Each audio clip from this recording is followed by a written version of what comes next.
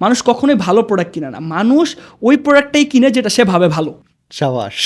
আমরা প্রত্যেকটা মানুষ যদি 1 মিনিট ধরে কথা বলে, আমরা 1 মিনিটে 150টা ওয়ার্ড ব্যবহার করতে পারি, সারাদিনে 5 থেকে 6,000 ওয়ার্ড ইউজ করতে পারি খুব ইফেক্টিভলি। তার মানে আমাকে আইডেন্টিফাই করতে হবে এই 5,000 শব্দ ব্যবহার করে আমি কত বেশি মানুষেরকে আমার কাস্টমার করতে পারি। এইটা চিন্তা না করে আমরা পাওয়ারফুল ওয়ার্ড জানি না, আমরা যা তা মন চাই বলতে থাকি, যেই প্রোডাক্ট নাই, যেই প্রোডাক্টের যে বেনিফিট নাই, ফিচার্স নাই, সেটাও সেল করার জন্য বলতে থাকি। দিন শেষে কাস্টমার যখন প্রোডাক্ট কিনে ব্যবহার করে, আসলে সে ওই বেনিফিটটা পায় না।